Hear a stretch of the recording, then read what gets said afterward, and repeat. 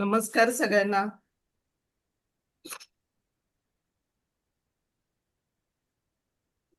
नमस्कार मॅडम. नमस्ते.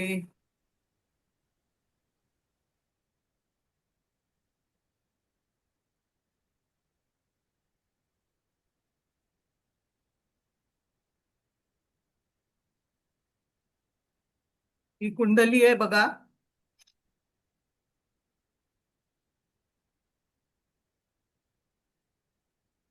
मीन लग्नाची कुंडली आहे. रवी शुक्र लग्नी आहे. केतू धनात आहे. चतुर्थात मांदी आणि प्लुटो आहे. गुरु नेपच्यून पंचमात आहे. शनी आहे षष्ठात. सप्तमात अष्टमात मंगळ राहू. भाग्यामध्ये चंद्र आणि बुध हर्षल आहे. आता ही कुठल्या वर्षाची कुंडली आहे, कसं काढायचं? तर प्लुटो वरून काढायचं. तर प्लुटो हा मिथुनेमध्ये आहे. तर 1908 ते 1933 मध्ये मिथुन राशीमध्ये प्लुटो होता. 1908 ते 1933 म्हणजे 25 वर्ष मिथुनेमध्ये प्लुटो होता. तर ह्या 25 वर्षात एकाच राशीमध्ये जेव्हा प्लुटो असतो तर 30 अंशाची एक रास आहे. तर 25 वर्ष आणि 30 डिवायडेड केले, 30 डिवायडेड बाय 25 केले तर तुम्हाला 1.2 मिळतील. लक्षात येत आहे काय? हो हा. हो मॅडम. तर हो वन मॅडम. 1.2 मिळाले तर त्याचा राऊंड हे करा, म्हणजे एक पकडा. 1.2 म्हणजे एक पकडा. तर आता प्लुटो हा 12 अंशाचा आहे. तर 12 डिवायडेड बाय एक केलं तर 12च येणार. 12 1 12 म्हणजे 12 वर्ष धरली आपण. हा. तर आता 1908 ला मिथुनेमध्ये गुरु होता. तर तिथून +12 करा तर किती होतात? 1920. हा, मग ही 1920 ची कुंडली आहे. समजलं? परत सांगाल का मॅडम एकदा गुरुचं लक्षात ना? हा. 1908. 1908 ते 1933 मध्ये प्लुटो हा 25 वर्ष मिथुनेमध्ये होता. तर 25 वर्ष एका राशीमध्ये होता. तर त्याला 30 ने डिवाइड केलं तर 30 डिवायडेड बाय 25 केलं तर 1.2 येतात. म्हणजे राऊंड फिगर धरलं तर 1 धरा, एक धरा. तर प्लुटो हा 12 अंशाचा आहे. तर 12 डिवायडेड बाय एक केलं तर 12च येणार. मग 1908 पासून पुढची 12 वर्ष मोजायची तर 1920 येतात. तर 1920 ची कुंडली आहे. आणि आणखीन कन्फर्म करायला गुरु बघायचा.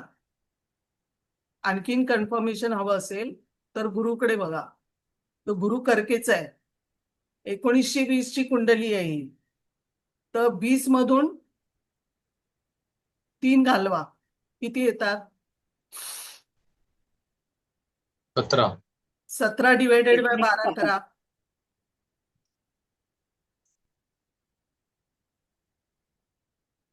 रिमाइंडर किती आले? 12 1 12 म्हणजे रिमाइंडर येईल 12 13 14 15 16 17. सिंह राशी आणि कर्क राशी येईल. आता हा एप्रिलचा जन्म आहे. हा रवी पण बघा, रवी मीनेमध्ये आहे. मीनेमध्ये रवी कधी असतो?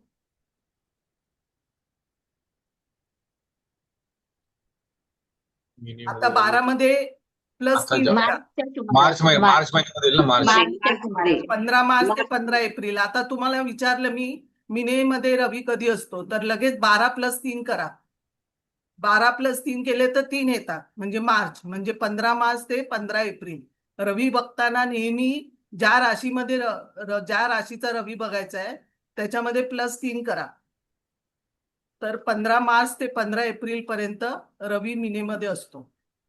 तर आपल्याला तारीख पण काढता येईल. 24 अंशाचा रवी आहे, सकाळचा जन्म आहे. रवी लग्नी आहे म्हणून सकाळचा जन्म आहे. तर 6 वाजताचा जन्म आहे आणि 24 अंशाचा रवी आहे. तर 24 अंशाचा रवी कधी असेल? तर 7 एप्रिलला असेल. हा 15, बरोबर ना? 30 तारखेला 15 अंश होतं आणि पुढे 24 म्हणजे 7. 7 एप्रिलला, 7 एप्रिल तारीख आहे, 7 एप्रिल 1920. आणि मिथुन ह्याचा सकाळी 6 वाजता टायमिंग आहे. आता हा गुरु कर्केचा मी सांगत होती ना, एप्रिलचा जन्म आहे, तर आपली सिंह 5 आला ना, तर सप्टेंबर, एका वर्षामध्ये 2 वेळा गुरु असतो, बदलतो एका वर्षामध्ये. तर एका वर्षामध्ये जर सुरुवातीला एप्रिलमध्ये आहे म्हणून तो मी कर्केचा गुरु होईल. जर सप्टेंबर टाकलं तर सिंहेचा गुरु होईल. तर ते तुम्ही अंदाज हे करून तुम्ही हा गुरु बघायचा. तर गुरु बघताना 1920चा गुरु आहे, तर 20 - 3 करायचे आणि 17 मधनं 12 गेले तर कर्क आणि सिंहेचा गुरु येईल. तर मग ही कुंडली 1920ची आहे, 7 एप्रिल 1920. आणि या वर्षी दर वर्षामध्ये गुरु हा 2 वेळा चेंज होतो, म्हणजे एकदा चेंज होतो, म्हणजे 2 राशीमध्ये असतो दरवर्षी. तर ह्या वर्षी 3 राशीमध्ये आहे. हे जरा म्हणजे अतिचारी असल्यामुळे 3 वर्ष 3 राशीमध्ये गुरु आहे. मिथुनेत आहे, मग कर्केत येईल आणि शेवटी सिंहेत पण येणार आहे गुरु. म्हणजे 3 वेळा गुरु या वर्षामध्ये असणार आहे. हे एवढं समजलं? हा लक्षात आले ना. आता हे मीन लग्न आहे. तत्व बघायचं, कार्यक्षेत्र ओळखण्यासाठी, पॅशन, तुमचं प्रोफेशन बघायसाठी, कुठली कला आहे हे बघायसाठी तत्व बघायचं. तर जलतत्वामध्ये सगळे ग्रह आहेत. जलतत्वामध्ये त्रिकोण योग झालेला आहे हा. तर रवी हा कुठल्या ह्याच्यामध्ये आहे, तर रवी हा 3य चरणात आहे, ब्रह्ममध्ये. जलतत्वात जास्त ग्रह आहेत. नक्षत्र जो बिंदू आलाय तो रेवती आलाय. रेवती नक्षत्राचं 4थ चरण रेवती मधलं, अनुराधा मधलं आहे.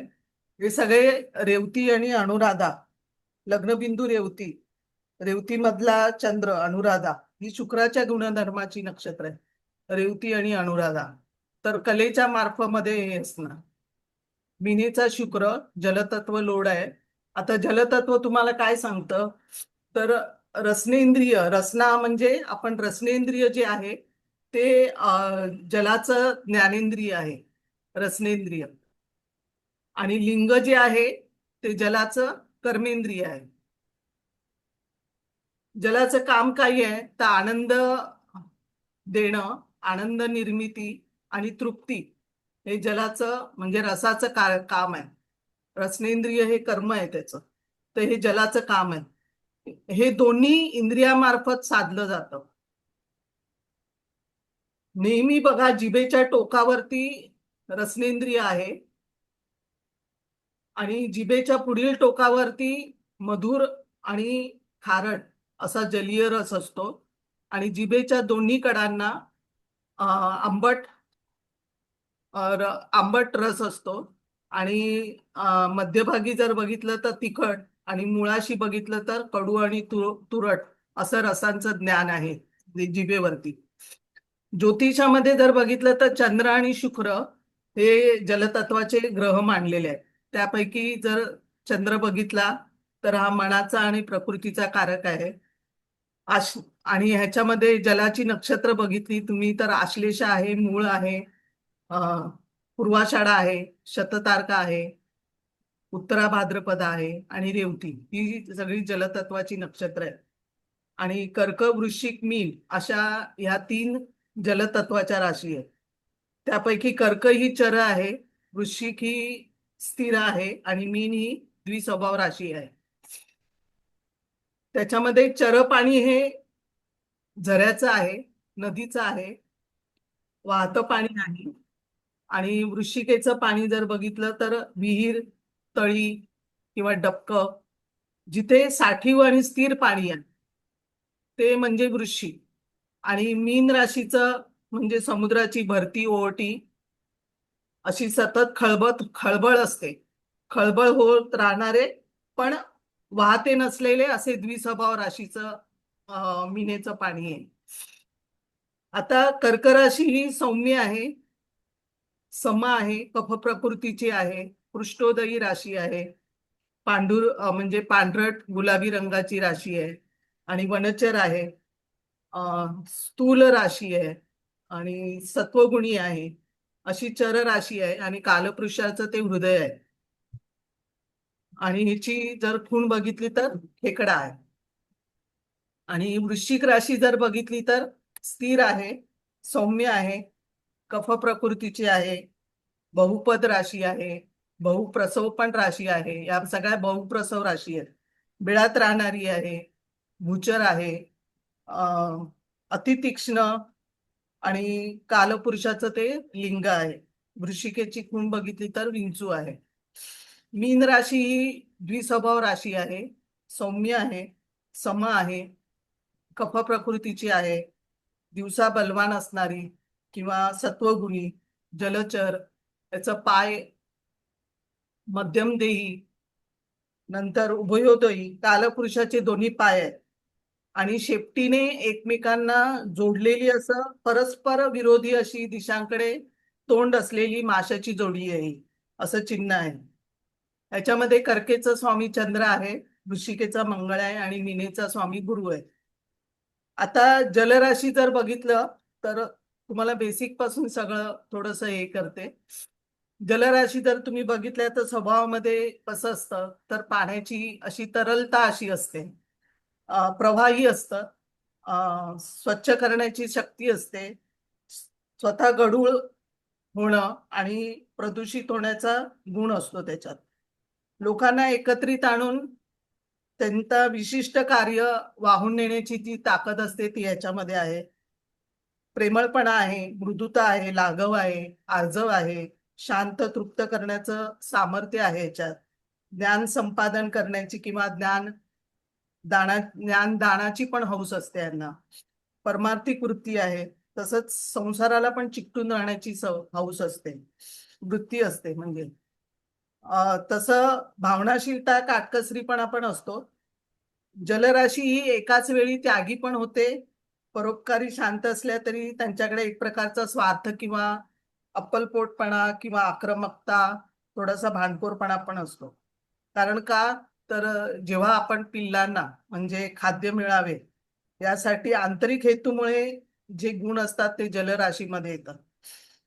आणि वृश्चिक ही मंगळाची आहे, अग्नितत्वाची रास आहे, क्षत्रिय वर्णीय आहे, ग्रहाची असल्यामुळे तिथे ऍसिड, उष्ण पाणी वृश्चिकेमध्ये, त्याच्यामध्ये पित्त पण होतं, मूत्र होतं, असं दाहक पदार्थ जे आहेत ते वृश्चिकेमध्ये येतात.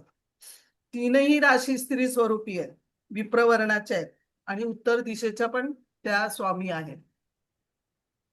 जल हे ऋण स्वरूपी आहे आणि जलतत्व तसंच चंद्र शुक्र हे स्त्री ग्रह पण आहेत. एखादी गोष्ट स्वीकारून म्हणजे तिचा गुणधर्म धरून ठेवून संस्कार करून पुढे नेणं, त्याला स्त्री धर्म म्हणतात. तो गुण आहे त्याच्यामध्ये असतो.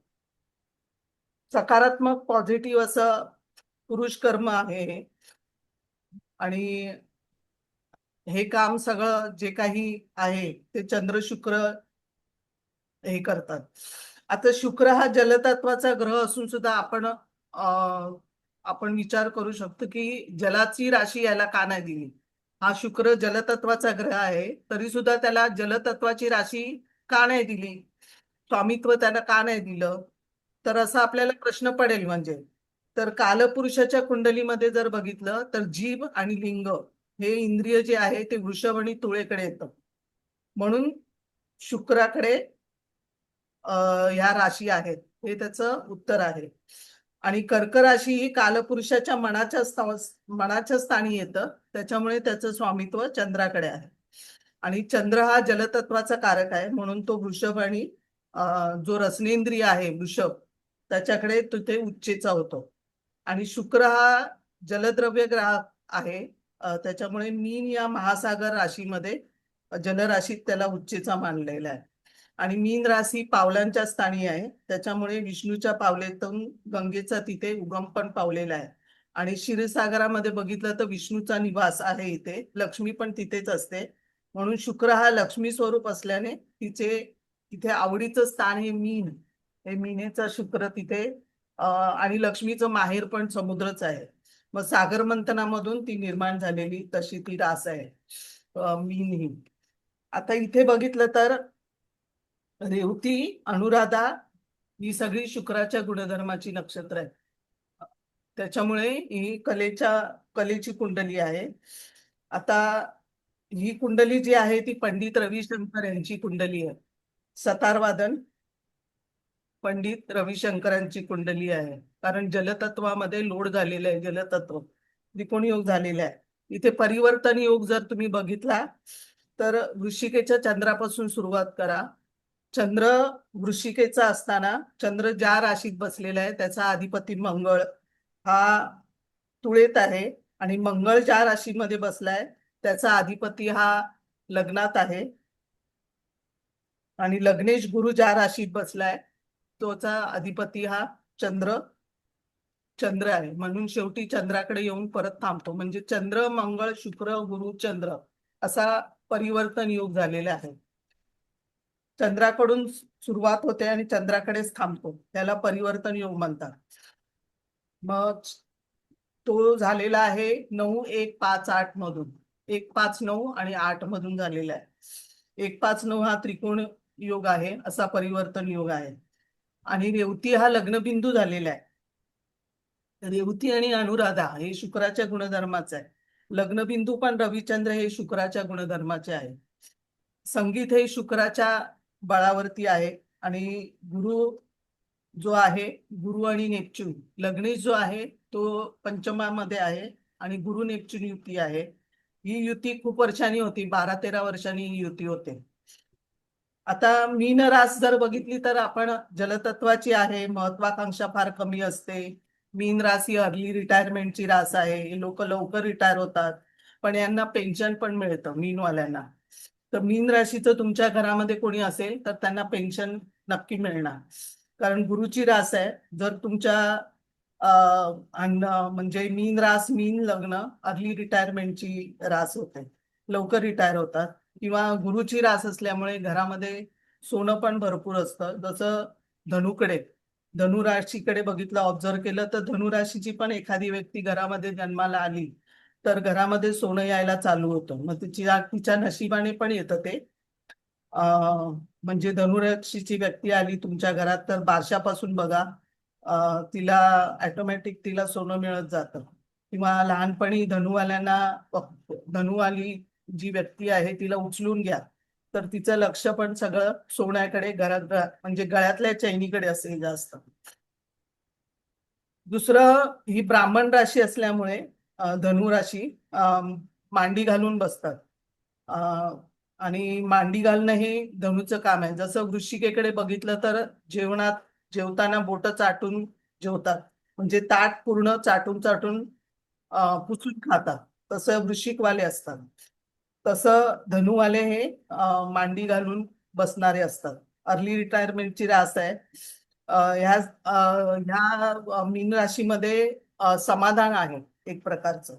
यांना ज्या स्थितीत आहे त्याच्यामध्ये समाधान मानून विशेष अशी धडपड न करता आयुष्यक्रम पूर्णपणे चांगला घालवतात.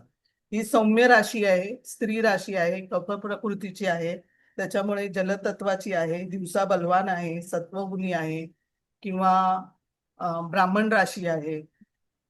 त्याच्यामुळे मध्यम देही आहे, पायरहित उत्तरेमध्ये आहे. कोणताही पदार्थ एकत्र ठेवणे हे जलाचं काम आहे, त्याच्यामुळे पाप पुण्य सगळं इथे एकत्र राहतं. गुरुचं काम काय आहे तर गुरुचं काम आहे उपलब्धता करून देणं, हे गुरुचं काम आहे.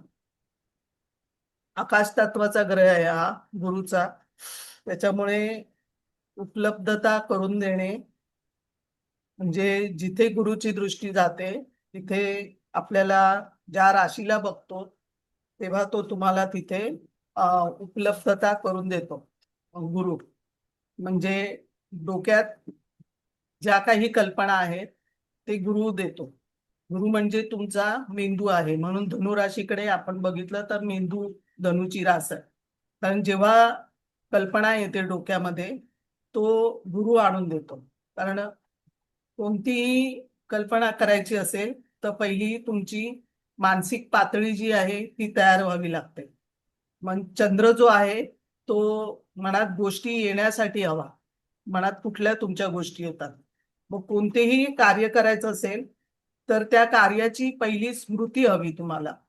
म्हणजे विचार यायला हवे आणि मग ते अंतःकरणात जायला हवे आणि मग गुरुला दर्शवतं. तर मग ते मेंदूला सांगतो गुरु.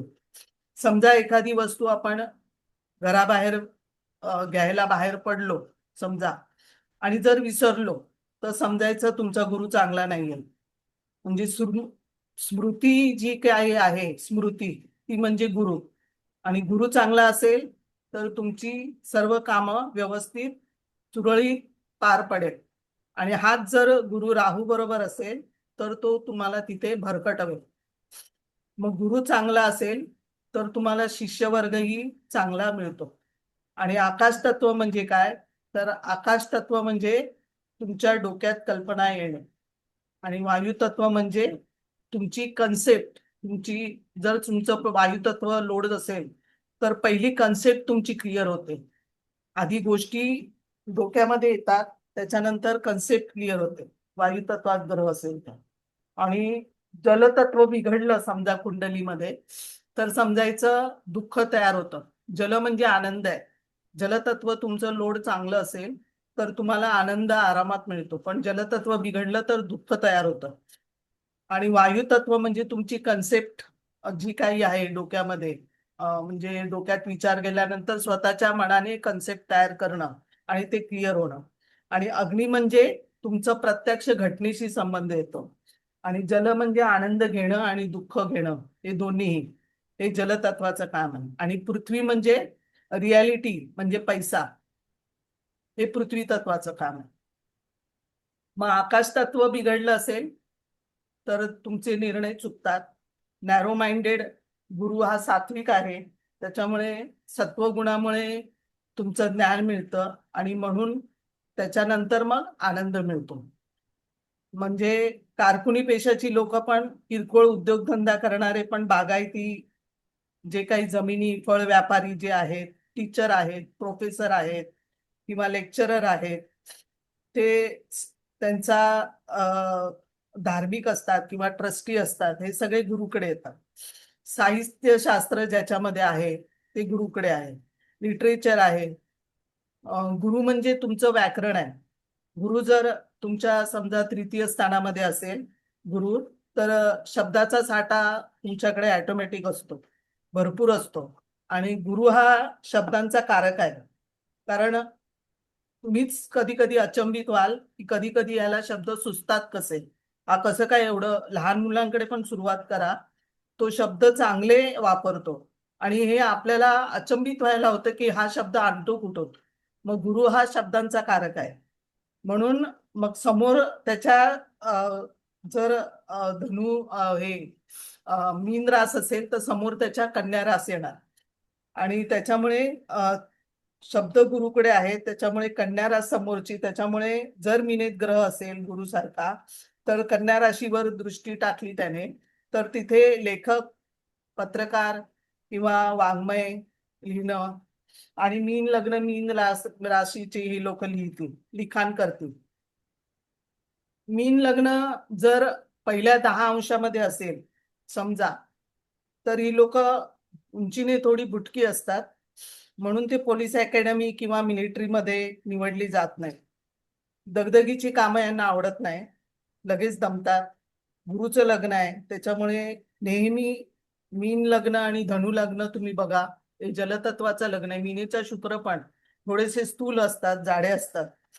त्याच्यामुळे गुरुचं लग्न हे थोडस चरबी वाढवणार, लोक थोडेसे जाडे असतात. किती व्यायाम करू देत तरी लोक बारीक होत नाही. परंतु धनुवाले जे आहे त्यांना मुळात योगा हा त्यांचा आवडता विषय आहे, योगा करणं. तर योगा आणि जिम करायला ह्यांना जिमला जाणं हे धनुवाल्यांना खूप आवडतं.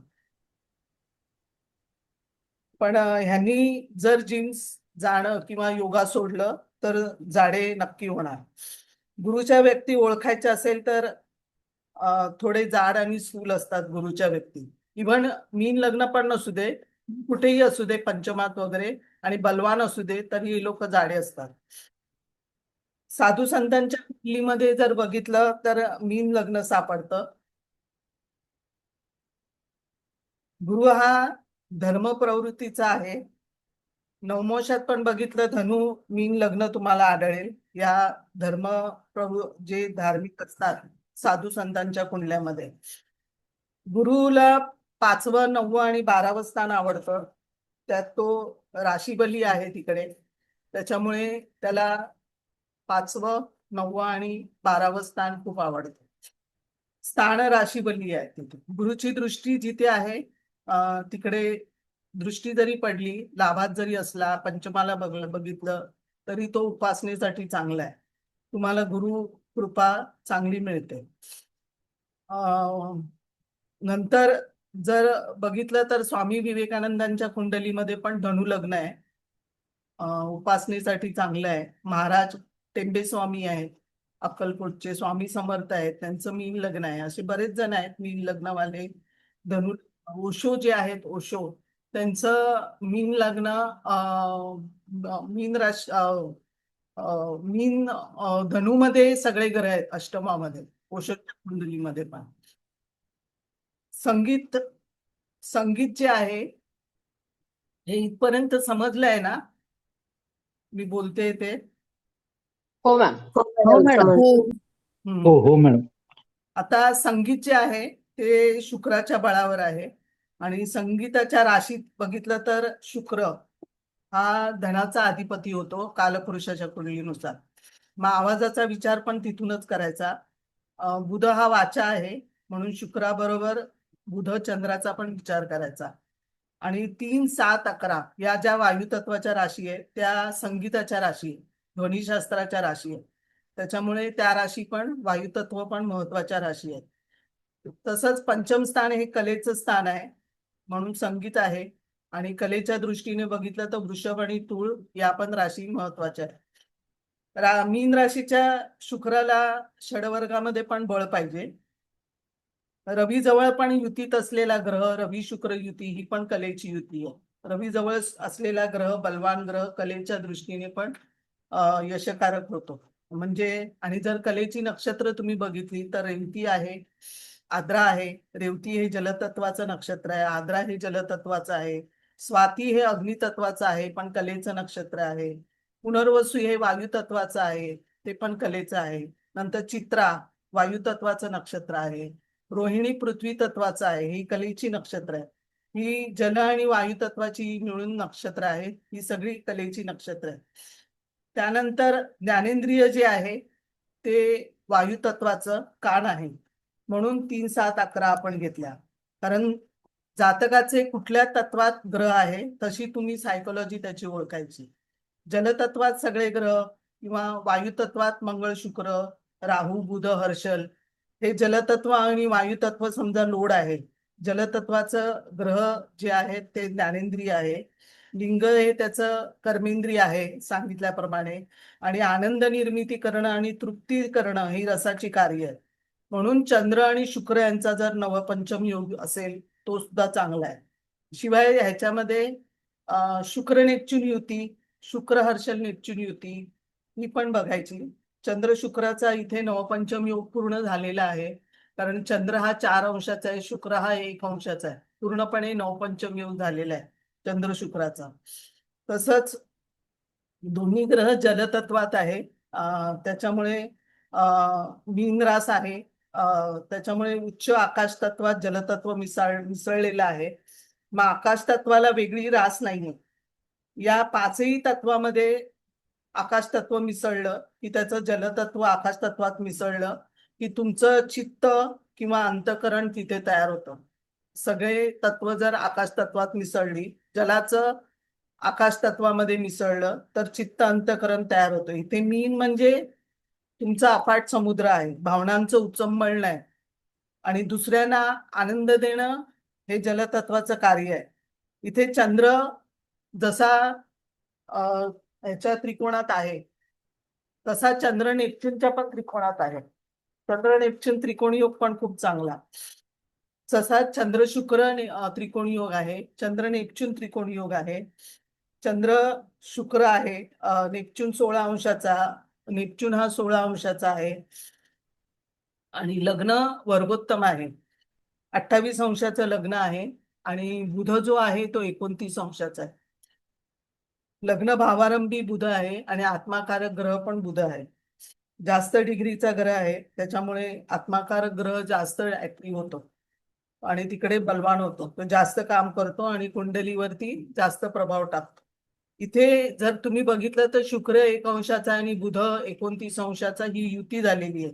जरी बुध शुक्र हे वेगवेगळ्या राशीत असले तरी ते डिग्री म्हणून बघावी प्रत्येक ग्रहाची. तर तिथे डिग्री बघितलं तर तुम्हाला कळेल की तिथे युती झालेली आहे. तर बुध शुक्र ही युती पण कलेची युती आहे.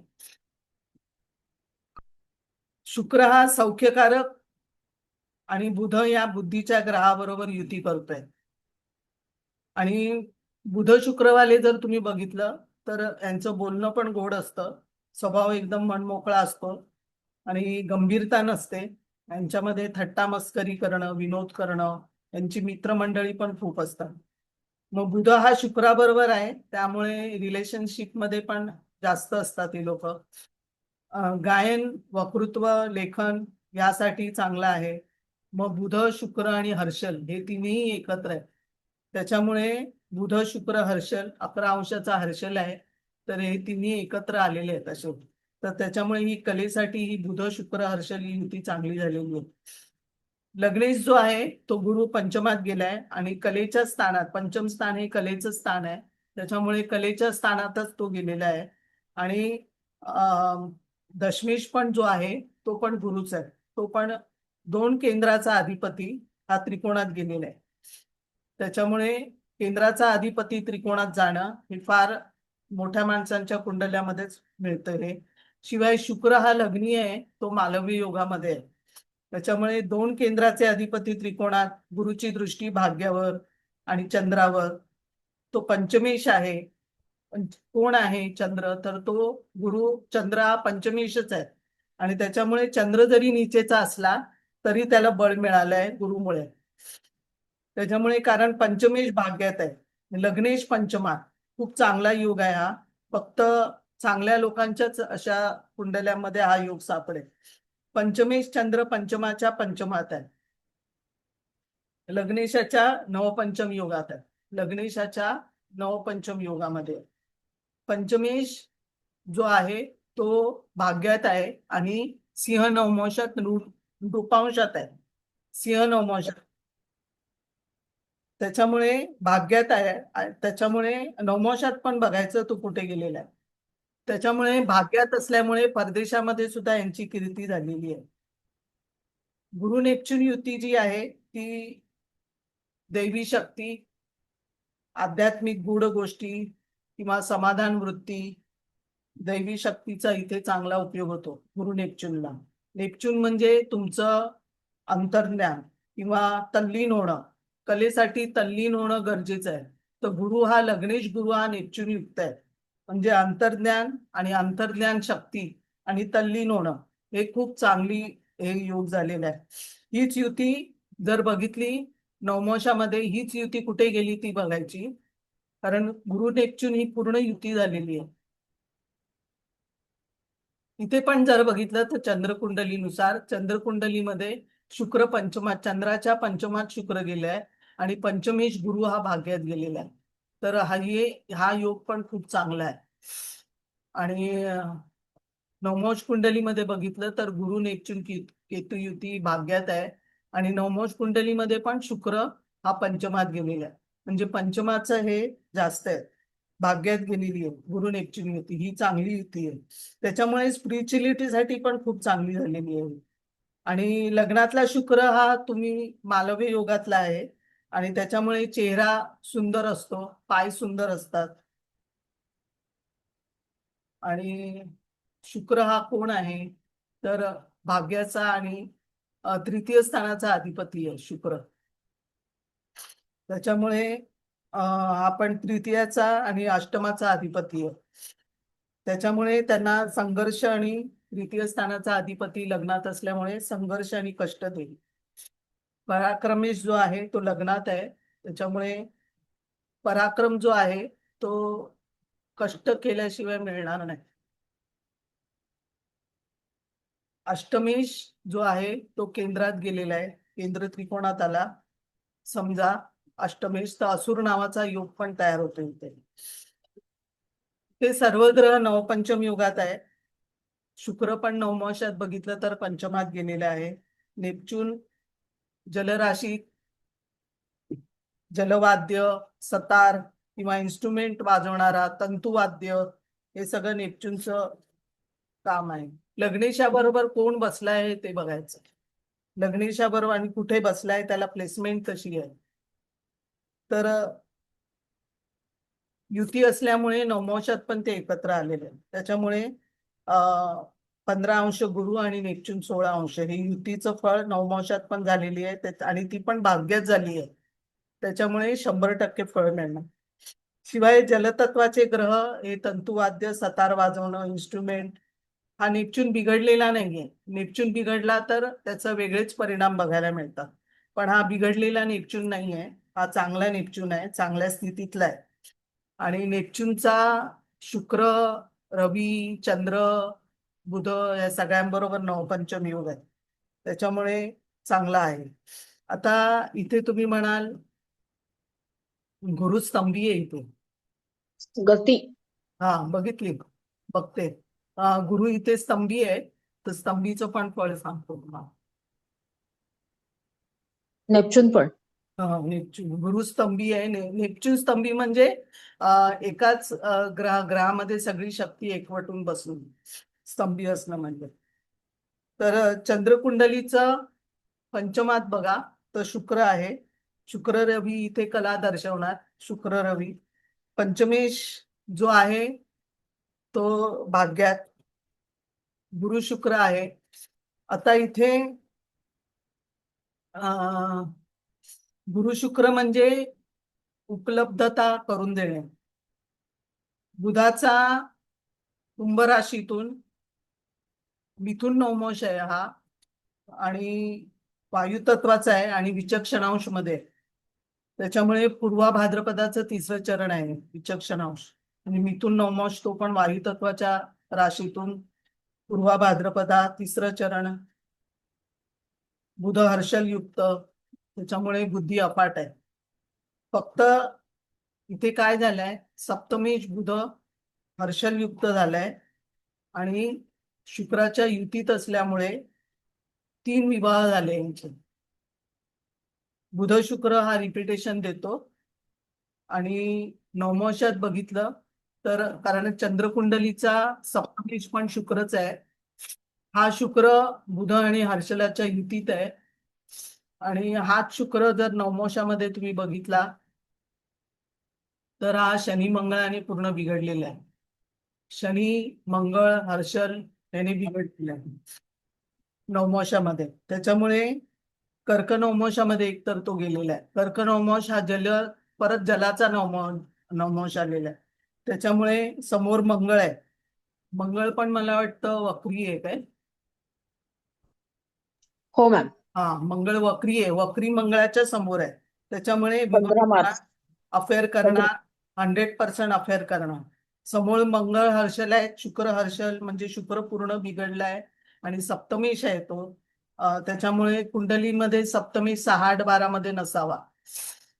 तर चंद्रकुंडलीकडून पाहता चंद्रकुंडलीचा तो सप्तमेश आहे, शुक्र आहे. त्याच्यामुळे बुध, त्याच्यामुळे तो 3 लग्न झालेली आहेत.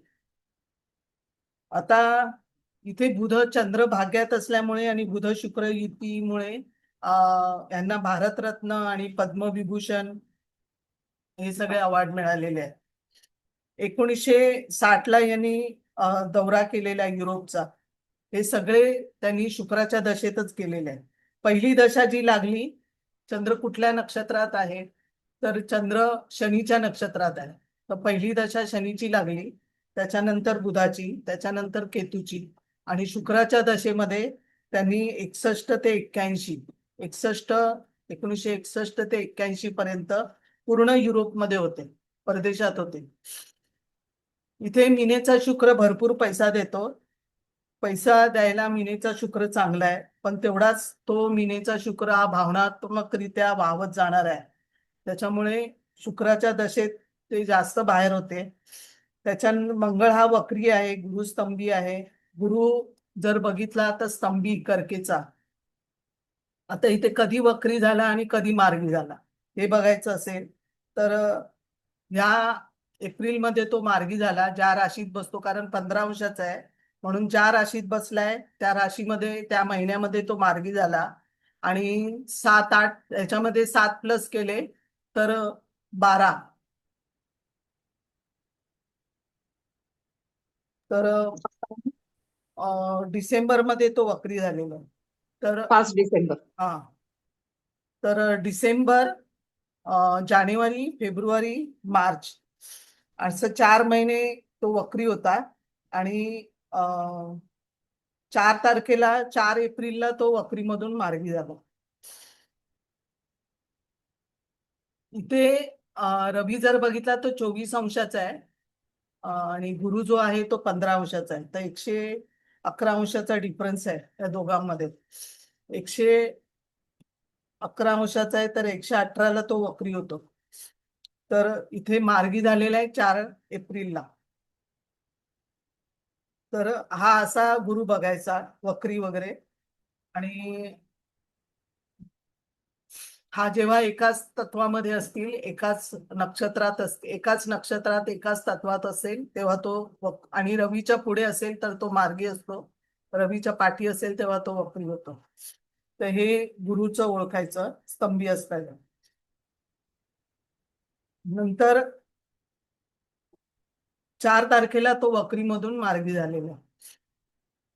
आता ह्यांना मुलगा झालेला नाहीये, एकतर स्तंभी असल्यामुळे, पण काही ना काही कारकग्रह म्हणून तो बिघडवणार, काहीतरी फळ देणार. यांना 2 मुली आहेत आणि चंद्राच्या पंचमात बघितलं तर रेवती चतुर्थ चरण आहे आणि शुक्र पण आहे, तर 2 मुली आहेत, मुलगा नाही आहे. नवमांशात बघितलं तर गुरु केतू युक्त आहे. नवमांशात गुरु केतू युती झालेली आहे. तर गुरु पण दरिद्र्यांश मध्ये आहे, वृश्चिक नवमांशात आहे आणि केतुयुक्त पण आहे आणि स्तंभी पण आहे. त्याच्यामुळे दशमेश म्हणून पण तो स्तंभी आहे आणि कारकत्व म्हणून संततीचं कुठलं ना कुठलं कारकत्वाप्रमाणे तो कमतरता देणार. म्हणजे जेवढं फळ ह्यांना मिळालं ते मुलींना तेवढ्या उजेडात आलेल्या नाही आहेत त्या. म्हणजे त्या त्या पण कलेच्या माध्यमातच गेलेल्या आहेत, वडिलांचीच कला त्यांनी उचललेली आहे, पण तेवढ्या त्या उदयास नाही आलेल्या. एकच मुलगी आली आणि एकीचा थोडासा मोठीचा प्रॉब्लेम झालेला आहे. तर त्यांची विवाह न होणं किंवा विवाहाला उशीर होणं हे सगळे गुरुस्तंभीचे परिणाम बघायला मिळतील कारकग्रह म्हणून. कारण चंद्रकुंडलीकडून बघितलं तर चंद्रकुंडलीच्या पंचमात पण रेवती चतुर्थ चरण आलेलं आहे. म्हणजे जेवढं हवं तेवढं काम त्यांना मिळणार नाही. एवढं टॅलेंट असून सुद्धा कधी कधी जेवढं मिळायला पाहिजे तेवढं नाही मिळत. शिवाय मंगळ हा राहुयुक्त आहे, त्याच्यामुळे मंगळ पण बिघडलेला आहे आणि शिवाय तो वक्री पण आहे. त्याच्यामुळे मंगळ इथे कोण आहे तर धनेश आहे, तर भावंडाचा कारक म्हणून पण तो तिथे खराब झालेला आहे. आणि बुध पण हर्षल युक्त आहे, त्याच्यामुळे प्रॉपर्टीसाठी पण त्रासदायक आहे किंवा भावंडासाठी त्रासदायक आहे. इथे अंगारक योग होतो. तर मंगळ अंगारक युगात काय फळं देईल तर मंगळ राहुयुक्त असेल, बिघडलेला असेल तर रेडी पोझिशन मध्ये प्रॉपर्टी घ्यायची नाही, म्हणजे रेडी पोझिशन मध्ये घ्यायची, रिडेव्हलपमेंट मध्ये वगैरे जायचं नाहीये. तर प्रॉपर्टीमध्ये फसले जातात किंवा पेपर क्लिअर नसतात किंवा काहीतरी प्रॉपर्टीच्या माध्यमातून फायदा होतो, नुकसान होतं. इथे भाऊ नसेल किंवा भाऊ असला तर आपल्या डोळ्यासमोर पण भाऊ जातो, फसगत होते. तर इथे मंगळ राहूचा उपाय इथे सांगायचा. तुळेचा मंगळ हा प्रॉपर्टी देतो, पण राहुयुक्त असल्यामुळे इथे राहूचं दान करायचं. तर इथे मंगळाचं जे काही आहे तर उपाय तो लाल मसूर, मंगळाचा जप, गणपतीची आराधना, हनुमान चालिसा हे सगळं वाचायचं आणि राहूचं दान करायचं. राहूचं दान आहे रेवडी, मुळा, कोळसा हे सगळं पाण्यामध्ये सोडायचं. नंतर जे कर्मचारी आहेत आपल्या खालचे त्यांना दान द्यायचं किंवा चहा कधी आले तर झाडूवाल्याला चहा द्या वगैरे असं सगळं थोडस त्यांना दान करायचं. नंतर खालचा जो वर्ग असतो त्यांना जास्त सांभाळायचं. लाल मसूर जे आहे ते पॅकेटमध्ये घालून दान केले तरी मंगळासाठी चालतं. गणपतीची आराधना करायची.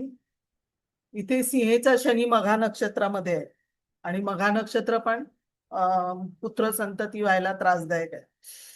तर कालपुरुषाच्या कुंडलीमध्ये सिंह राशीतला शनी हा तिथे प्रॉब्लेम करेल. सिंहीतला शनी मघा नक्षत्र इथे पाठीच्या कण्याचा पण प्रॉब्लेम करेल. सांपत्तिक उत्कर्ष करणारा आहे हा, पण शनीला महत्वाकांक्षा इथे धाडस भरपूर असतं इकडे. पण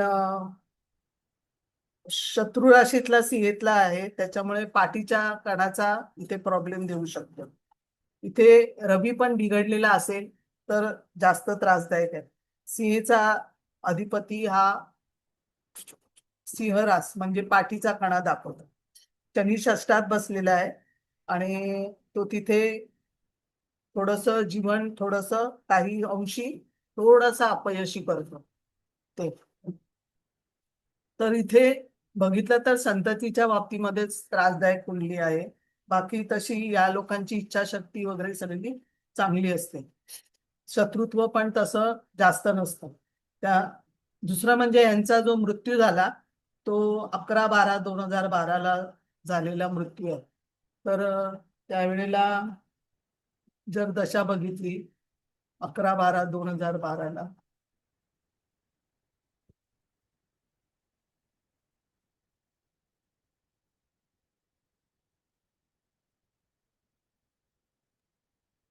मॅडम 19/12 आहे असं मला वाटतं. 19/12 का 11/12? 19/12 आहे.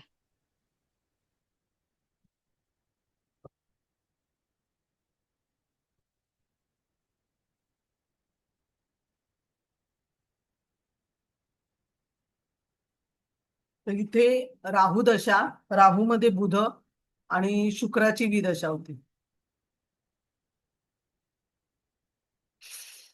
इथे जो अष्टमेश जो शुक्र आहे तो विदशा स्वामी आहे.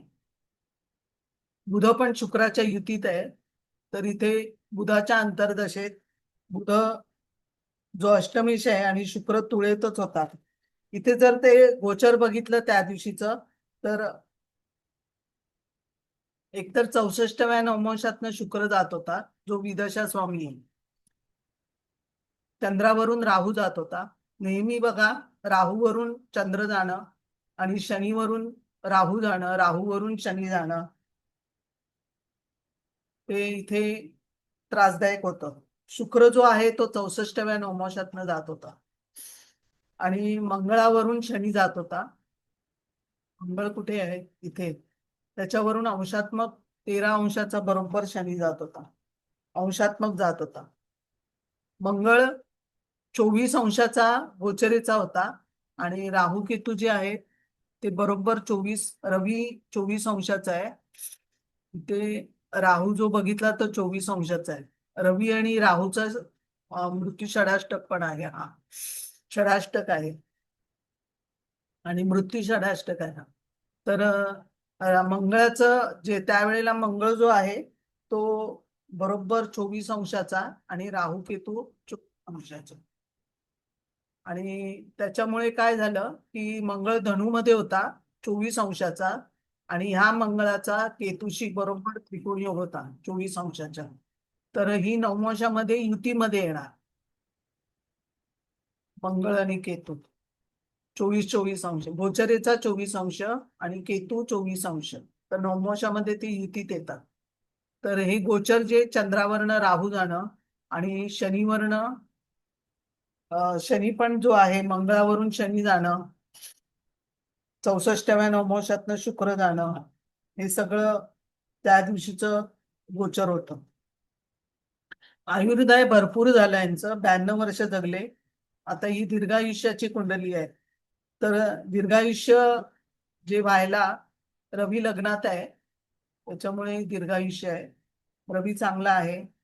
लग्नेश जो आहे तो बलवान आहे. तो कर्क राशीमध्ये बलवान आहे आणि त्याच्यामुळे दीर्घायुष्य आहे. इथे कुठेही लग्नावरती पापग्रहांची दृष्टी नाहीये. एकही लग्न कुठेही बिघडलेलं नाहीये. चंद्र इथे कुठेही बिघडलेला नाही, कारण लग्नेश जो आहे गुरुची दृष्टी चंद्रावर आहे. त्याच्यामुळे आयुर्दाय इथे भरपूर चांगला झालेला आहे. गुरु चंद्र सगळे त्रिकोणात आहेत, त्याच्यामुळे भारतरत्न पण त्यांना मिळालेला आहे. तर गुरु जो आहे तो कारक ग्रह म्हणून, स्तंभी म्हणून तो पंचमाचं फळ देणार. मालवी योगातला शुक्र आहे. लग्नेशच पंचमात आहे.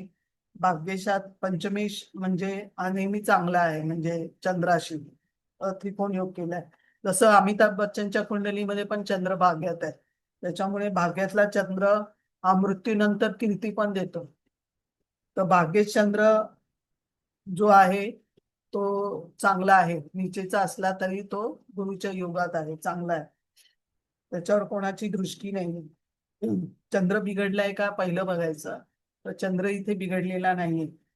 तर चंद्रावर लग्नेश आणि दशमेश या 2 केंद्रातल्या स्वामीची दृष्टी आहे त्रिकोणात. त्याच्यामुळे कारकत्वाप्रमाणे म्हणजे दृष्टीप्रमाणे चांगलं फळ देणार.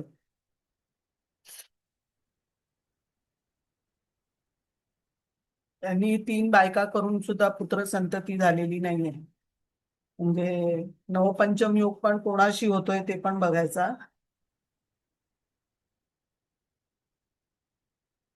मंगळ बुध गुरुशी चंद्राचा जो काही नवपंचम योग आहे तो चांगला आहे, पण अंशात्मक झाला पाहिजे. इथे कसा शुक्र चंद्र हे अंशात्मक त्रिकोण योग झालेले आहे.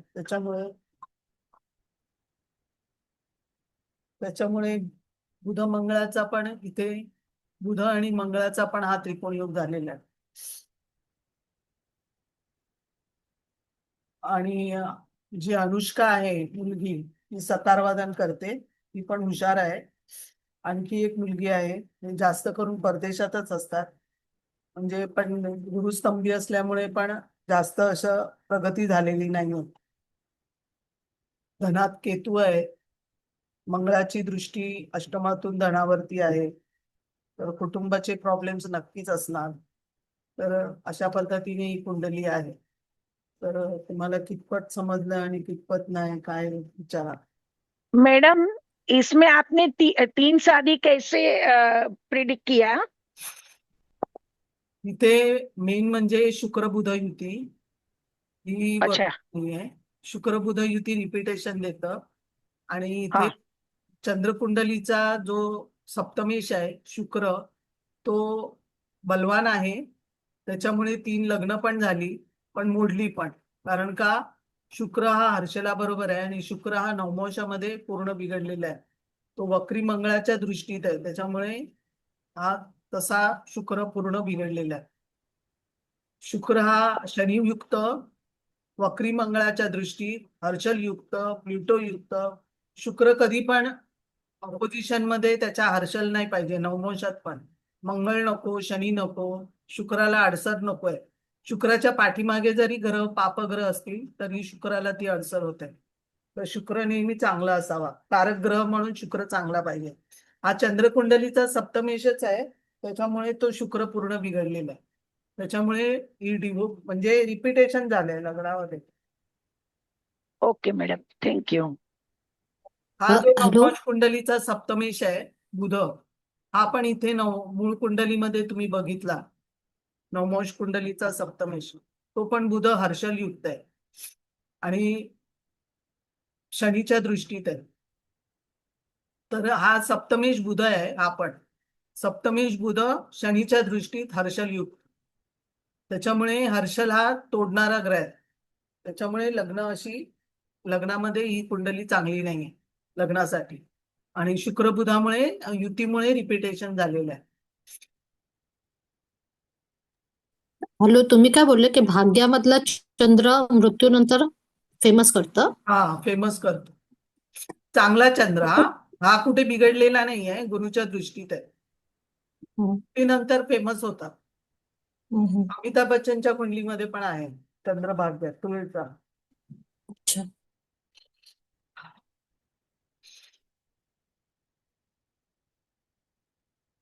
इथे वक्री मंगळ हा एक बरोबर नाहीये. मीन लग्नाला तो मंगळ मार्केश आहे आणि भाग्येश आहे.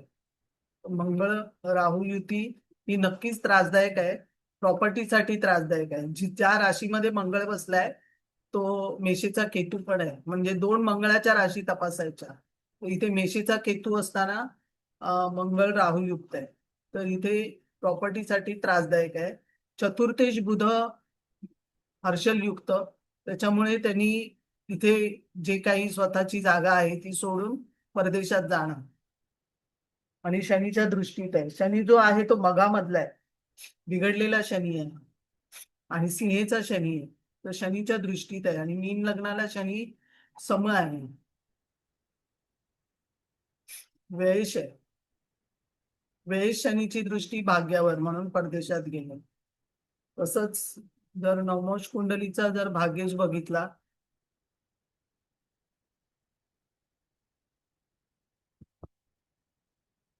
तो मंगळ आहे.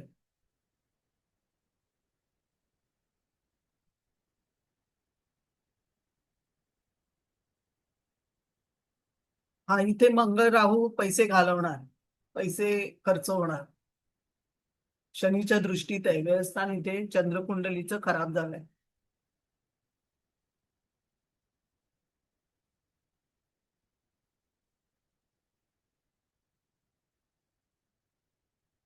मॅडम ते मंगळ राहू मुळे काय ते कस्टडी योग वगैरे होऊ शकतो? मंगळ नाही राहू नाही, कस्टडी योग नाही. त्यासाठी ग्रह सगळे हे पाहिजे, कस्टडी योग नाही होणार. मला आणखी एक विचारायचं, मगाशी तुम्ही शुक्र हर्षल म्हणजे शुक्र बुध युती आहे, पण शुक्र हर्षल युती कशी? शुक्र हर्षल युती नाही आहे, हे तिन्ही एकत्र आहेत. मागे कशी? पुढचे पण ग्रह बघायचे. हा, भावचलित मध्ये का? हा, शुक्र बुध हर्षल असं एकत्र आहे. भावचलित मध्ये नाही होणार, कारण सेम राहणार. मग रवी मग शुक्र एकत्रित, बुध, हा हा, ओके, शुक्र बुध हर्षल. Yes yes. मॅडम, मैडम यहाँ पे शनि का भी दृष्टि मंगल के ऊपर है ना, हाँ तीसरा दृष्टि। है ना. हाँ, हाँ, तो ये अष्टम स्थान खराब हुआ है. बराबर. मॅडम एज्युकेशनच्या दृष्टीने काय प्रिडिक्ट पोटाचे करते? त्रास पण होतील, पोटाचे त्रास. एज्युकेशनच्या दृष्टीने, कारण तिथं गुरु पंचमामध्ये चांगलं गुरु आहे ना. नेपच्यून आहे. हा, एज्युकेशन. चांगलं, पण नेपच्यून फसवा आहे. नाही आणि नाही नाही नाही, गुरु नेपच्यून युती चांगली युती आहे, कुठे बिघडलेली नाहीये ना. मग ते काही धार्मिक शिक्षणावर जास्त लक्ष दिलं काय हा, झालं? धार्मिकतेसाठी स्पिरिच्युअलिटी चांगली आहे, पण शिक्षण समजा बघितलं तर शिक्षण पण चांगलं होणार. कारण लग्नेश गुरु पंचमात आणि पंचमेश भाग्यात आणि पंचमे हा हा, त्याची गुरुची येस. दृष्टी शिक्षणासाठी कुंडली एकदम चांगली आहे. शिवाय बुध हर्षल वायुतत्व हे बुद्धिमत्ता काय आपण देतो. काय झालंय विचक्षण शिक्षणाचं? मध्ये शिक्षण शिक्षण काय चांगलं झालं? झालं असणार. थँक्यू. मॅडम इथे लग्न षष्ठेश आणि अष्टमेश एकत्र लग्नी आलेत. षष्टेश अष्टमेश एकत्र लग्नी आहेत, त्याच्यामुळे संघर्ष आहे. अच्छा. रवी आणि शुक्र तर हेल्थ वाईज पण थोडं त्रासदायक आहे, हेल्थ बघितली तर. कारण रवी षष्टेश अष्टमात, षष्टेश लग्नात आणि अष्टमेश लग्नात, तर तब्येतीसाठी रेवती चतुर्थ चरण बिंदू हा पण आहे, हा पण त्रासदायक आहे. तर इथे पायाचं दुखणं, शनीची दृष्टी व्ययस्थानावर, व्ययस्थान खराब आणि मीन रास खराब, म्हणजे पायाची दुखणी होणार, पायामध्ये पाणी होणं, तो एक त्रासदायक होईल. आणि तूळ रास खराब असल्यामुळे किडनीवरती लोड येणं, किडनीवर लोड येऊन पायामध्ये पाणी होणं. जेव्हा किडनी तुमची खराब होते तेव्हा पाय सुजतात, तर इथे शेवटच्या काळामध्ये पाय सुजणं, पायामध्ये पण हे एवढ्यात नाही होणार, कारण लग्नेश बलवान असल्यामुळे खूप उशिरा शेवटी आयुष्य भरपूर काढलंय यांनी सुखाचं. त्याच्यामुळे हे सगळं काम शेवटचं आहे. म्हणजे पहिलं बघायचं लग्नेश किती बलवान आहे. लग्नेश बलवान असेल तर तुमच्या अंगामध्ये सगळी ताकद येते. म्हणजे सगळं सहन म्हणजे पेलायची पण, दुःख पण पेलायची आणि सगळं. त्याच्यामुळे लवकर दुःख येत नाही, खूप शेवटी शेवटी येतं लग्नेश चांगला असेल. तर लग्नेशच बलवान असल्यामुळे इथे काही प्रॉब्लेम येणार नाही. मॅडम, प्रथम पत्नी, द्वितीय पत्नी आणि तृतीय पत्नीचा विचार कसा बघता येईल या नाही, असं काही कुंडलीनुसार? नाहीये. प्रथम पत्नी इथून, दुसरी इथून, तिसरी मग लाभातनं, असं नाहीये. तर तुम्ही सारासर विचार करायला पाहिजे की जर शुक्र तुमचा बुधाबरोबर आहे तर रिपिटेशन आहे, आणि इथे बिघडलेलं जर सप्तम स्थान असेल तर तिथे त्रासदायक आहे. शुक्र कारक ग्रह बघायचा. हा मैडम यहाँ शनि में मंगल का वो दृष्टि, मंगल के ऊपर दृष्टि, तो कभी ऐसा पैसे का कोई प्रॉब्लम अचानक ऐसा धन ना, एक तर कोर्ट कचेरी होऊ शकते शनीने प्रॉपर्टीसाठी, ती पण प्रॉपर्टीसाठी. कारण इथे जास्त कोण बिघडलंय तर मंगळ बिघडलेलं आहे. तर शनीची दृष्टी मंगळावर एकतर भावंड नसेल, आणि भावंड असेल तर त्रासदायक असणं भावंडाला, किंवा प्रॉपर्टीमध्ये त्रासदायक होणं. मग चंद्राचं चतुर्थेश पण बघायचा. चंद्रकुंडलीचा चतुर्थेश जो शनी आहे तो मघा नक्षत्रात आहे, त्याच्यामुळे प्रॉपर्टीचे त्रासदायक. मग चंद्राकडून बघायचं, लग्नाच्या ह्याच्यातनं बघायचं. हा पण बुध जो आहे, लग्न कुंडलीचा बुध चतुर्थेश, तो हर्षलयुक्त, शनिदृष्ट. त्याच्यामुळे प्रॉपर्टीमध्ये दोन्हीकडून, चंद्राच्या कडून पण त्रासदायक आहे, लग्न कुंडलीकडून पण त्रासदायक.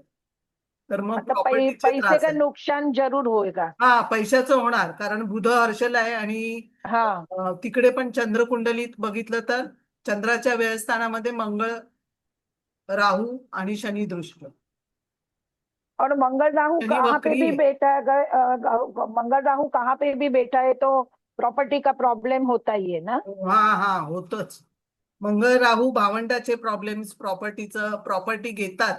राहू हाव देतो, आणि ह्यांना हाव त्याचीच असते प्रॉपर्टीची, आणि दुसऱ्यांच्या प्रॉपर्टीवर जास्त डोळा असतो राहूचा. तर प्रॉपर्टी आवडते, घ्यायला आवडतं ह्यांना, पण प्रॉपर्टी घेतली की मग नंतर कालांतराने ती जाते पण. ओके. पण प्रॉपर्टी असते यांची, आधी असते, हाव असते यांना. आणि जिथे हाव आहे तिकडे तुम्हाला दुःख आहे. समोर केतू बसलाय तर तो सगळं काढणार. मॅडम, ग्रहसौख्या बाबतीत काय सांगता येईल? कारण तिथं मांदी आणि मांदी आणि बुध आलाय. शनी, गृहसौख्य तेवढं नाही. चतुर्थ शनी मघा नक्षत्रात, शनीची दृष्टी चतुर्थावर. मग इथे थोडस ते लग्न कुंडलीमध्ये स्थान बिघडलेलं आहे. लग्न कुंडलीमध्ये पण चतुर्थेश बुध जो आहे बुध तो, आणि मांदी कधी मांदी आहे. तो व्ययात गेलाय. पण कोणाच्या असं दृष्टी नाहीये तिथे. मांदी आणि प्लेटो आहे मॅडम ह्याचं. मग फक्त मांदी आणि प्लुटो. मग काय दृष्टी म्हणता येईल नाहीये, ग्रहसौख्य? नाही, दृष्टी नाहीये ना कोणाची. ठीक आहे ना, चांगलं आहे. म्हणजे सतार मुळात मीनेचा शुक्र आहे तो हम्म. पैसे भरपूर देणार आणि लॅविश Yes. मध्ये राहणार. सतारच का? नेपच्यून तंतुवाद्य आहे ना. वाद्य कोणाच्यात असतात? सतार वादनामध्ये. नेपच्यूनमुळे तंतुवाद्य आहे. नाही, म्हणजे नेपच्यून कर्क राशीत आहे असं म्हणून म्हणता का? गुरु आणि नेपच्यूनची युती म्हणून लग्नेश म्हणता का? पंचमात आहे, पंचम स्थान कलेचं आहे. लग्नेश कोणाबरोबर बसलाय त्याच्या पद्धतीने, गुरु नेपच्यून बरोबर आहे. आणि Okay. लग्न रेवती आहे, ती कलेची नक्षत्र आहे. ती अनुराधा, रेवती ही कलेची आहे. आणि जलतत्व लोड आहे, जलतत्वातना नवपंचम योग आहे, म्हणून कलेसाठी चांगलं आहे. बरं, चंद्राच्या पंचमात पण शुक्र आहे. नवमोच कुंडलीमध्ये पण पंचमात शुक्र आहे. हे सगळं जर इथे शुक्र नसला असता किंवा तर वेगळंच काही झालं असतं. म्हणजे सगळं बघून तेव्हा ती घटना घडते. नवमाश कुंडली, चंद्रकुंडली, लग्न कुंडली. येस.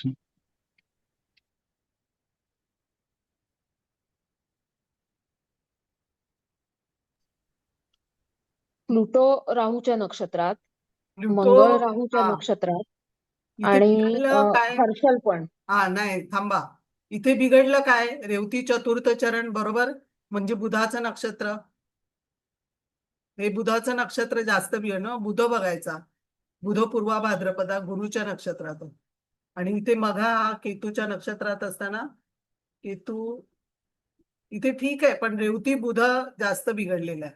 तर इथे बुध हर्षलयुक्त पण आहे आणि शनीच्या दृष्टीत पण आहे.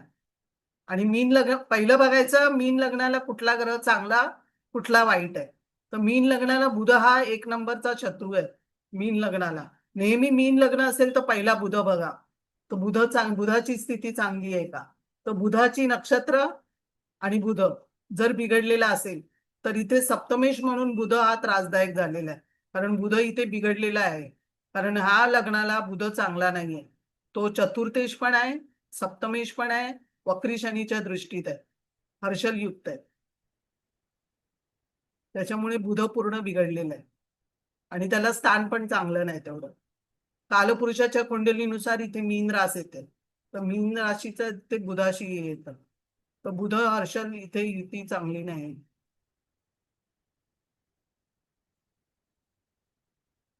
मैडम रेवती नक्षत्र भी पैसे का कभी लॉस करवाता है हा, ना लाइफ में? पैशाचा लॉस रेवती चतुर्थ चरण करणार, आणि तो आहे, आणि लॉस तर दिसतोच आहे ना. शनीची दृष्टी पण आहे, चंद्राच्या व्ययात मंगळ राहू आहे, मग आणि हे व्ययस्थान खराब आहे. बरं, मग चंद्रकुंडलीकडून बघितलं तरी व्ययस्थानामध्ये मंगळ राहू आहे इथे. बरं, शनीची दृष्टी पण आहे इथे, व्ययस्थान पूर्ण, आता व्ययस्थान खराब आहे आणि मीन रास खराब आहे, म्हणजे पायाची दुखणी आहे, हे 100% आहे. जर मीन रास खराब आहे तुमची, रेवती चतुर्थ चरण मीनेत आहे आणि व्ययस्थान पण खराब आहे, म्हणजे पायामध्ये पाणी होणं, पायामध्ये दुखणी, पाय सुजणं, हे होणारच होणार. आणि शनी हा पण पायाचा कारक रेवती आहे. खाली चतुर्थ में ही रहेगा कि तीन नाही, आगे रेवती का नहीं? मीनेमध्ये कुठलाही मीन रास खराब झाली तर, आणि बरोबर. तुमचं व्ययस्थान खराब आहे तर, आणि शनी पायाचा कारक आहे, शनीची दृष्टी इथे आहे, तर तिथे पायाचे प्रॉब्लेम्स येणार. बरोबर.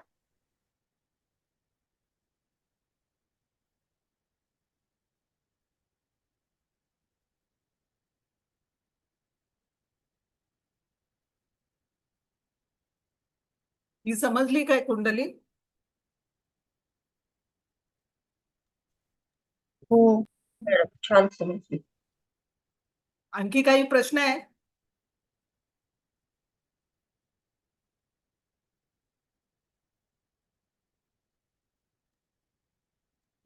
नहीं मैडम. याचे युट्यूब वरती रेकॉर्डिंग असेल का मॅडम? हो हो, असेल. बऱ्याच गोष्टी लक्षात आल्या, पण हा? विशेषत्वाने बऱ्याच गोष्टी लक्षात आल्या, पण हा. विशेषत्वाने त्या पेस प्रमाणे परत एकदा रिवाइज करायला लागतील म्हणून हा. विचारलं. 17/7/2000, 22/16 मुंबई.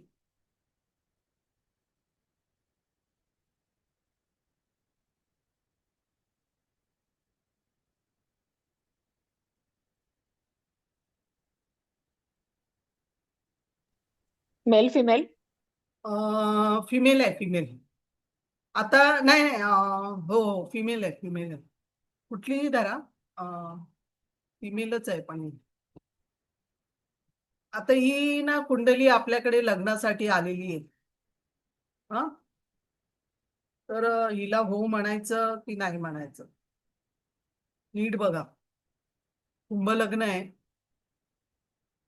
गुरु शनी युती चतुर्थात आहे, पंचमात बुध मंगळ आहे, षष्टात रवी राहू शुक्र आहे, सप्तमात ग्रह नाही ना, कुठल्या ग्रहाची दृष्टी आहे सप्तमावर.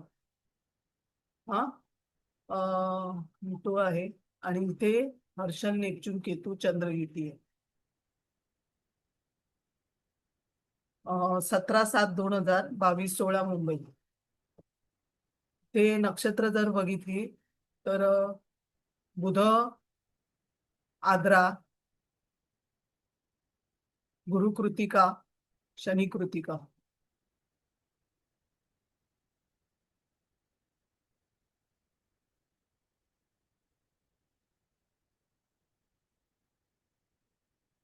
तर काय वाटतं?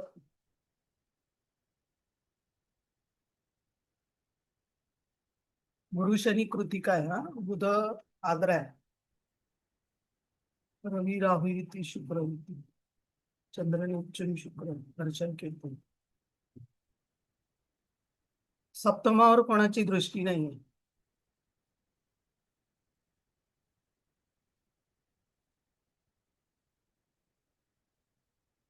मी तुम्हाला लग्नासाठी म्हणजे लग्नाला हा म्हणायचं. आपल्याकडे ही कुंडली आली आहे, स्थळ आलंय, तर तिला हा अच्छा. म्हणायचं की कसं पण काय? मॅडम सप्तमाच्या वेळेत आहे प्लस हर्षल केतूची दृष्टी आहे ना हा. सोबत. हम्म. आणि बुध आणि मंगळ सुद्धा एकत्र आहे मॅडम. हा. रवी राहू युती आहे ना. हम्म. तुम्हाला गती पण दाखवतो. बुध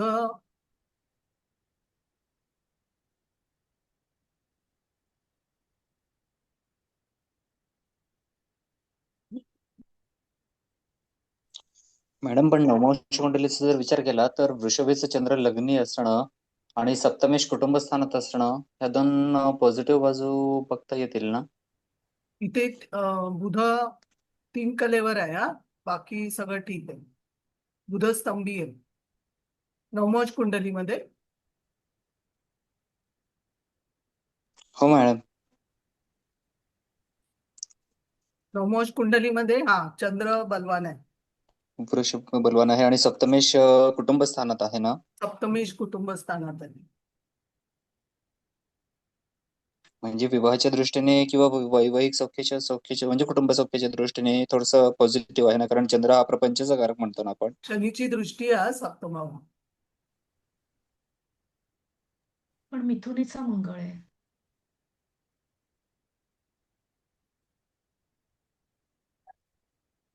गुरु के भी दृष्टि है. पण तो गुरुच्या नक्षत्रात आहे मॅडम. मंगळ जरी शनीच्या सॉरी कोण? मिथुन बुधाच्या राशीत असला तरी तुमचं तो नाव काय? गुरुच्या नक्षत्री आहे. तुमचं नाव काय? माझं नाव देवेंद्र कुलकर्णी मॅडम, नाशिक हा. मध्ये. अच्छा अच्छा. हा, काय म्हणालात तुम्ही? गुरुच्या नक्षत्री मंगळ आहे. आता मॅम म्हणाल्या की बुधाच्या राशीत आहे पण तो गुरुच्या नक्षत्रात आहे, म्हणून थोडस प्लस पॉइंट म्हणूयात का?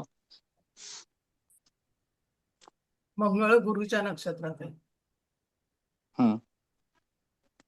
हम्म. विवाहाच्या दृष्टीने थोडी अनुकूलता, कारण गुरु मंगल सौख्य किंवा मंगल कार्य घडून देणारा ग्रह म्हणून त्याच्या नक्षत्री मंगळ सप्तमेश असणं. हम्म. शिवाय चंद्र जो प्रपंच सौख्याचा कारक आपण म्हणतोय तो बलवान लग्नी असणं हम्म. थोडस वैवाहिक जीवनाच्या दृष्टीने अनुकूल ग्रहस्थिती नाही. हे काय चंद्राच्या करताय? शिक्षण का? सप्तमात रवी राहू युती आहे.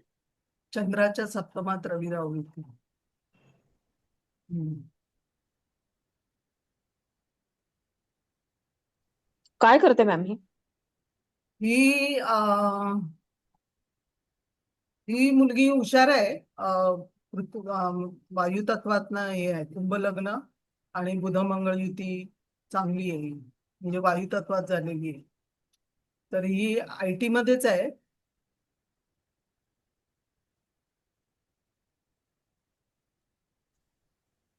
चंद्र व्ययात आणि हर्षल नेपच्यून केतू युक्त. हम्म. म्हणजे मानसिकता. बरोबर. आता बघा, ही कुंडली घ्यायची. बघा, मी सांगितलं बुध स्तंभी आहे. हा, ही कुंडली कशी काय घेणार हा म्हणणार आपण, कारण लग्नेश जो आहे, लग्न कुंभ आहे. लग्नेश जो आहे तो शनी कृतिका नक्षत्रात चतुर्थात आहे. चतुर्थ स्थान पूर्ण खराब आहे आणि चतुर्थाबरोबर चंद्र पण खराब आहे. चंद्र केतू हर्षल नेपच्यूनने बिघडलेला आहे पूर्णपणे. आणि मेन म्हणजे इथे कारण काय आहे, तर मेन म्हणजे कुंभ लग्न चंद्र मकरीचा आहे इथे. तर सप्तमावर कोणाची दृष्टी नाही. पंचमेश जो बुध आहे इथे तो पूर्ण स्तंभी आहे. आणि चंद्रकुंडलीकडून जर बघितलं तर चंद्रकुंडलीच्या पंचमात कृतिका नक्षत्र आहे. आणि गुरु हा पंचमाचा संततीचा कारकग्रह गुरु हा शनी बरोबर बसलाय, शिवाय तो कृतिका नक्षत्रात आहे. आणि चंद्रकुंडलीकडून बघितलं तर चंद्रकुंडलीचा सप्तमेश जो आहे तो चंद्र केतू युक्त हर्षल नेपच्यून युक्त आहे. चंद्रकुंडलीचा सप्तमेश. आणि चंद्रकुंडलीच्या सप्तमात रवी राहू युती आहे. जो लग्न कुंडलीचा रवी राहुयुक्त हर्षलाच्या समोर, जर रवी हा हर्षलाच्या समोर आहे तर हे लग्न मोडणार. कारण रवी हर्षल चंद्रच्या सप्तमात हे लग्न पण ठीक आहे, मोडू नको दे किंवा काही नको दे, पण ही संतती व्हायला ही कुंडली कठीण आहे. संतती हिला होणार नाही.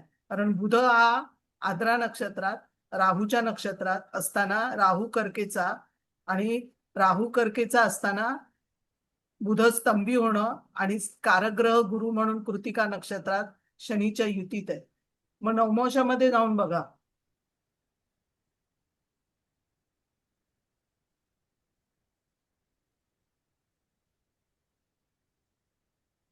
नवमोश कुंडलीचा जो रवी आहे, जो मूळचा, तो परत इथे रवी राहू युक्त झालेला आहे.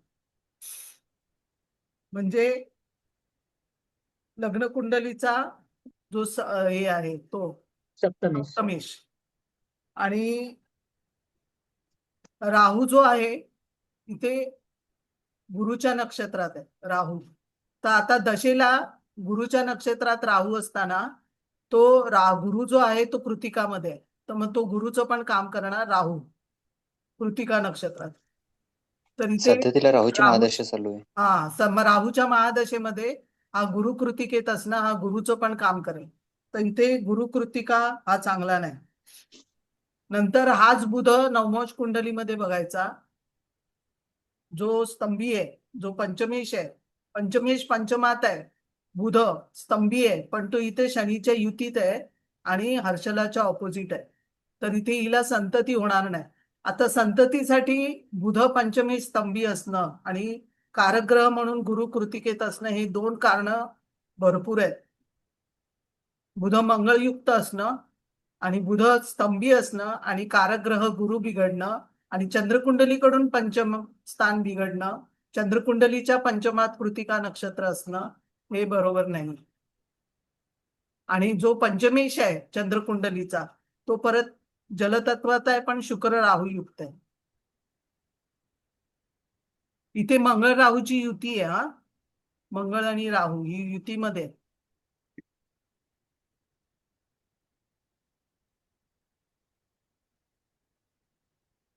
आता इथे परिवर्तन योग झालाय, चंद्र शनी शुक्र असं परिवर्तन झालेलं, म्हणजे विवाह उशीर आहे. चंद्र हा शनीच्या परिवर्तन योगात आणि शुक्र पण शनीच्या संबंधात आल्या, त्याच्यामुळे विवाह उशिरा होणारीचा. कारण जो सप्तमेश आहे रवी तो पण शनीच्या दृष्टीत आहे. रवी बिघडलेला आहे. सप्तमेश रवी हा शनीच्या दृष्टीत आहे आणि हर्षलाच्या ऑपोजिट आहे. आणि वक्री असेल तर जास्त खराब आहे. हर्षल नेपच्यून वक्री असणं. आणि चंद्रकुंडलीचा सप्तमेश चंद्र हा केतुयुक्त झालेला आहे. चंद्र केतु युती आहे, नेपच्यून आहे, हर्षल आहे. हे विवाह हा डिवोर्सी कुंडली आहे. डिवोर्सी कुंडली बरोबर हा बिघडलेला आहे. बुध स्तंभी असणं, हर्षलाच्या ऑपोजिट असणं. अशा पत्रिका बघताना D7 पण बघायला पाहिजे का, जर आपल्याला माहितीये की पंचम स्थान खराब झाले. ते बघू. आता इथे कळलेलंच आहे की नाहीच, कारण नक्षत्र लावली स्तंभी आहे तर कळलेलंच आहे. कारण नवमोश कुंडलीचा पंचमेश पण बुधच होतो, तो पण बिघडलेला आहे. हा गुरु कृतिकेच आहे. आता D7 बघा. D7 complicated.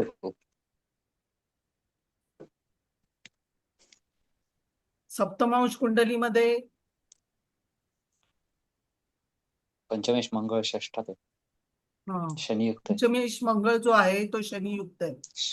षष्ठात आहे ते पण एक स्थानात. गुरु पण कृतिकेतलाच आहे. इथे रवी पण बिघडलेला आहे राहू हर्षलने. जो कालपुरुषाच्या कुंडलीनुसार रवी पण घ्यायचा, तो पण शनीच्या दृष्टीत आहे, जो आपण कालपुरुषाच्या कुंडलीनुसार मूळ कुंडलीत बघितलं तर. आणि इथे रवी राहू हर्षलने बिघडलेला आहे. मग सिंहरास बघायची, पंचम स्थान बघायचं, रवी बघायचा, गुरु बघायचा कारग्रह म्हणून, आणि हे सगळं बघून मग मूल होईल की नाही हे सगळं निदान करायचं. इथलं पूर्ण स्थान बिघडलेलं आहे. तर गुरु तो कृतिकेतलाच आहे, तो बिघडलेला आहे. पंचमेश मंगळ शनी युक्त आहे. मग त्रिशांश कुंडलीमध्ये पण हा जो गुरु आहे तो कृतिकेमध्ये आहे, जो पंचमेश सप्तमेश आहे. गुरु शुक्र नेपच्यून मंगळ पंचमात आहे. इथे रवी पूर्ण बिघडलेला आहे. रवी राहू रवी ह्याचा बिघडलेलाच आहे पूर्ण. मूळ कुंडलीत पण सगळीकडे रवी बिघडलेला आहे प्रतिकारकच रवी बिघडला. आणि सप्तमेश आहे तो. मग हा जर आपल्याला डाऊट आला ना, जो सप्तमेश पकडायचा आणि सगळ्या षडवर्ग कुंडल्यांमध्ये बघायचा तो कुठल्या पद्धतीचा आहे, कसा बसलाय. तर इथे सप्तमेश म्हणून रवी हा बिघडलेलाच आहे सगळीकडे. आणि कालपुरुषाच्या कुंडलीनुसार पंचम स्थान बुध स्तंभी आहे, पूर्ण स्तंभी आहे तो. 3च कला चाललेल्या आहे म्हणजे पूर्ण स्तंभी आहे. म्हणजे आता बुध बघायचा पहिला, इथे वक्री मार्गी काही दिसत नाही. मग बघायचं रवीच्या पाठी आहे. रवीच्या पाठी आहे म्हणजे तो मार्गी झालेला. रवीच्या पुढे असेल तर वक्री होणार आहे आणि रवीच्या पाठी असेल तर तो मार्गी होऊन झालेला आहे. मग मार्गी कधी झालेला आहे? आता 17 तारीख आहे ना, तो 16 तारखेला आदल्या दिवशीच मार्गी झालेला आहे. कारण 3 कलेवरच चाललाय म्हणजे तो आदल्या दिवशी किंवा त्याच दिवशी पण मार्गी झाला असेल ज्या दिवशी जन्म झाला. म्हणजे पूर्ण स्तंभी आहे. आता बुध हा तुम्ही बघितला, हा बुध पंचमेश हा मंगळ आणि शनीच्या पापकर्तरीत पण आहे. नाही, शनी पाठीमागे आहे, गुरु पुढे आहे. तर तसं बघितलं तर बुध शनी मंगळ पूर्ण पाठीमागचे पुढचे ग्रह बघितले तर कोण कोणाला ओलांडून आलेलं आहे. तर ते बघितलं तर शनी हा तिथेच आहे 4 अंशाचा आणि नंतर गुरु आला. गुरु नंतर बुध मंगळ हे असे सगळे जी सायकल आहे ती बिघडलेली आहे. शनीची दृष्टी रवीवर आहे. धनेश म्हणून गुरु कसं काम करेल कृतिकातलं? हा, आता धनेश म्हणून गुरु वृषभ राशीत आहे, धनेश. आणि चंद्राचा धनेश शनी आहे, तो गुरु बरोबर आहे. तर धनेश म्हणून चांगलं काम करेल. पण कारकग्रह म्हणून आणि पंचम स्थान म्हणून तो पंचमाचा आणि कारकग्रह गुरु म्हणून कृतिकेचं तो फळ देणार, ते फळ देणार. आणि गुरु कृतिकेत असताना शनी युक्त आहे. शिवाय तो गुरु शत्रू राशीचा, शुक्राच्या राशीतला आहे. असं असताना विवाहच इथं उशिरा होणार आहे कारण शनीची दृष्टी रवीवर, शनीची दृष्टी शुक्रावर. तर ही कुंडली पूर्णपणे बघितल्याबरोबर नाकारायची, ही घ्यायची नाही. आणि जर मुलाचं पण कुंडलीमध्ये पंचम स्थान बिघडलं असेल तर मग दोघांची कुंडलीमध्ये पंचम स्थान बिघडलेलं असेल तर तशी कुंडली बिलकुल घ्यायची नाही. आधी मुलाची कुंडली बघताना पण त्याचं पण बघायचं पंचम स्थान. दोघांचं सारखं पंचम स्थान बिघडणं हे कठीण बघा, ती कुंडली घ्यायचीच नाही. दोघांचं गुरु बघायचा, दोघांचं पंचम स्थान बघायचं, चंद्रकुंडलीकडून बघायचं, नवमोशात जाऊन तो कुठला ग्रह किती खराब झालाय तो ते बघायचं.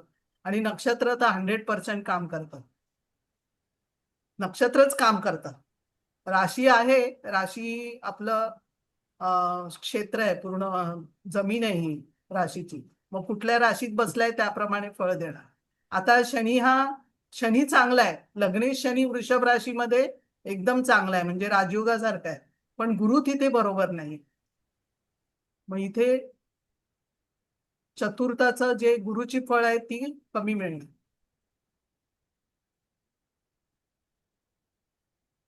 बरं, चंद्राचा पंचमेश शुक्र, तो पण शनीच्या दृष्टी. बरं, कर्क राशीचा शुक्र आहे. तर ही मिथुनेचा मंगळ हा कामत्रिकोणाच्या राशीतला, कर्क राशीचा शुक्र ही अफेअर रिलेशनशिप मध्ये जाणार. त्याच्या ऑपोजिट हर्षल म्हणजे विचित्रता असणार रिलेशनशिप मध्ये. आणि चंद्राच्या पंचमेश शुक्र हा पूर्ण चंद्रकुंडलीचा पंचमेश आहे, तो शुक्र हा बिघडलेला आहे. तर ही रिलेशनशिप आणि शुक्र राहुयुक्त आहे, शनिदृष्ट आहे, मंगळ मिथुनेचा आहे. वृषभेचा मंगळ, तुळेचा मंगळ, मिथुनेचा मंगळ हे रिलेशनशिप मध्ये जाणार. ही भावनिकरित्या जाणार कारण लग्नेशच वृषभ राशीत आहे. राशाधिपती जो आहे तो पण वृषभ राशीत आहे. म्हणजे शुक्र इथे जास्त पॉवरफुल आहे. राशाधिपतीला पण खूप महत्व आहे. दशा दशा जी आहे आता राहूची शुक्राची जी दशा, राहूची दशा आहे. राहूच्या मध्यस्थात शुक्राची जी अंतर्दशा असणार आहे शुक्राची त्या दरम्यान अंतर्दशा. तिचा कुठेतरी विवाहाचा योग किंवा जे काही तिचं प्रकरण असेल ते कुठेतरी संभवत आहे पण विवाह 2000 उशिरा एप्रिल होणार 26 का? नंतर. हा. एप्रिल 26 नंतर. हम्म. ठीक आहे. हा.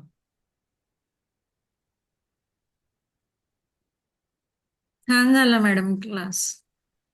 थँक्यू. 3 तारखेपासून क्लास सुरू होतोय, तर कोणाला ऍडमिशन घ्यायचं असेल त्यांनी बघा. या. बंद- गुरुवारी आहे. गुरुवारी आहे. हा, गुरुवारी पण घेईन कोणी.